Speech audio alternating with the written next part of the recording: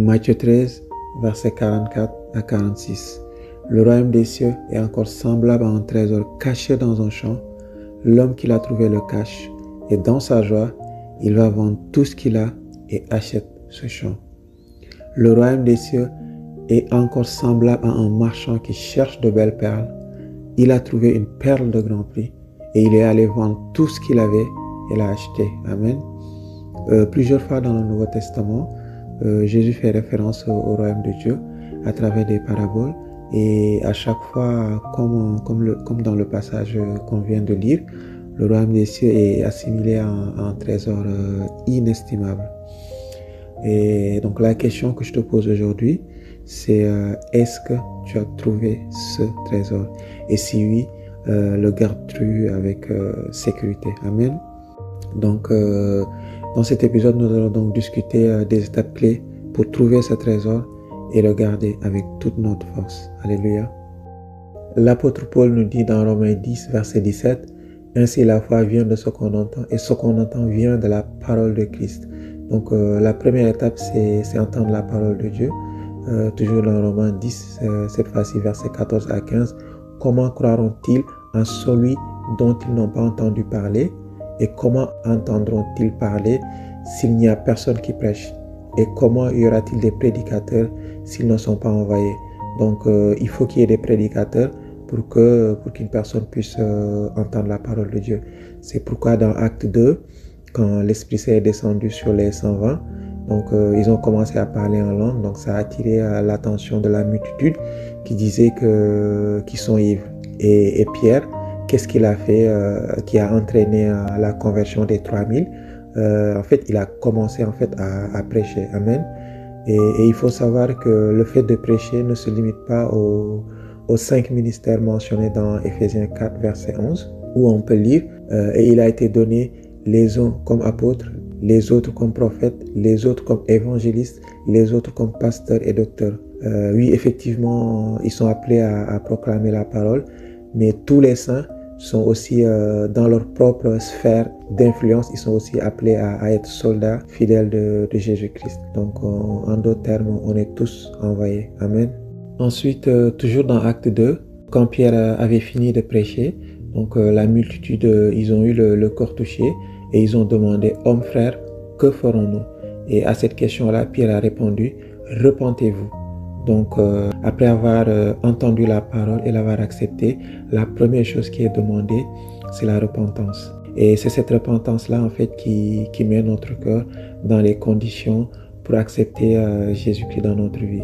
Donc, ce qui nous ramène à l'étape suivante, Romains 10, versets 9 à 10.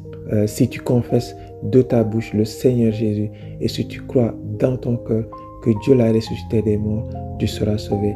Car c'est en croyant du cœur qu'on parvient à la justice et c'est en confessant de la bouche qu'on parvient au salut selon ce que dit l'Écriture. Donc dans ce passage, l'apôtre Paul nous explique comment être sauvé à travers la confession par la bouche et la foi. Et c'est à travers cette expérience-là que ton esprit est recréé et tu deviens une nouvelle créature née de l'esprit. Amen. Et donc Jean 3, versets 5 à 7, Jésus répondit « En vérité, je te le dis, si un homme n'est né d'eau et d'esprit, il ne peut entrer dans le royaume de Dieu. Ce qui est né de la chair est chair, ce qui est né de l'esprit est esprit. Ne t'étonne pas que je t'ai dit, il faut que vous naissiez de nouveau. » Amen.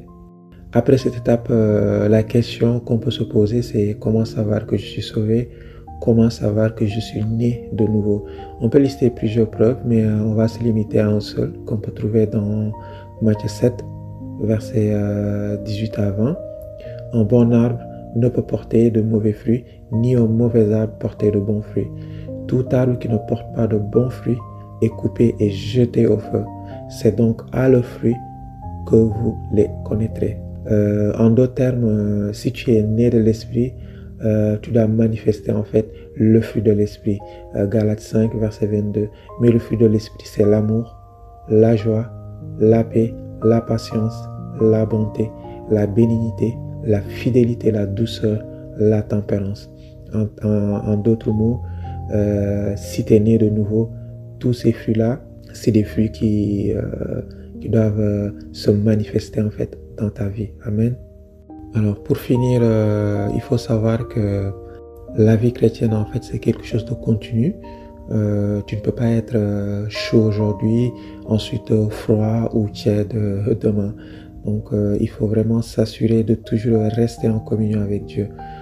C'est pourquoi Paul nous dit dans le premier épître aux Corinthiens, chapitre 9, verset 27, mais je traite durement mon corps et je le tiens assujetti, de peur d'être moi-même rejeté après avoir prêché aux autres. Donc effectivement, en Christ, notre communion avec Dieu est parfaite, et car il nous réconcilie avec lui, on devient amis très proches de Dieu, on le connaît personnellement, mais le problème c'est que la chair a des désirs contraires à ceux de l'esprit, et l'esprit aussi en a de contraires à la chair.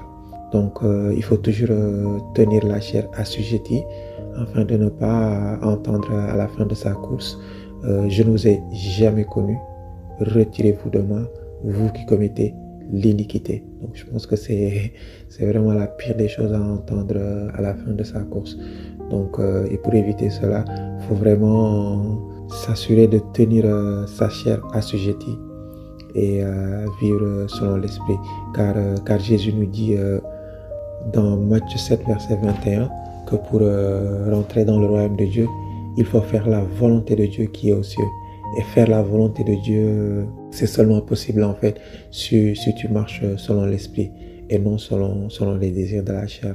Et cette vie continue dans la volonté de Dieu, c'est vraiment quelque chose qui est possible. Pourquoi? En tant que chrétien né de nouveau, l'Esprit Saint habite en nous. Alléluia. Je ne vais pas terminer cette vidéo en fait sans te donner l'opportunité de recevoir Jésus-Christ dans ta vie. Donc répète cette prière après moi. Père très saint, j'avoue que je suis un pécheur, en ce que j'ai péché souvent dans mes pensées, paroles et actes. Mais la Bible nous enseigne que Jésus-Christ est venu dans le monde pour sauver les pécheurs, et que si je confesse de ma bouche Jésus est le Seigneur et je crois dans mon cœur que Dieu l'a ressuscité d'entre les morts, je serai sauvé. Ainsi donc, en ce moment même, je confesse de ma bouche que Jésus est le Seigneur et je crois dans mon cœur que Dieu a ressuscité Jésus de la mort et qu'il est vivant. Et par conséquent, je t'invite aujourd'hui, Seigneur Jésus-Christ, à venir dans mon cœur et d'habiter en moi maintenant et à jamais. Je te donne ma vie, je te reçois maintenant comme mon Sauveur, mon Seigneur et mon Dieu. Je t'appartiens pour toujours. Je te servirai et te suivrai jusqu'à la fin de mes jours. À partir de cet instant, je n'appartiens plus qu'à toi. Je n'appartiens plus à ce monde, ni à l'ennemi, car je suis né à nouveau. Amen.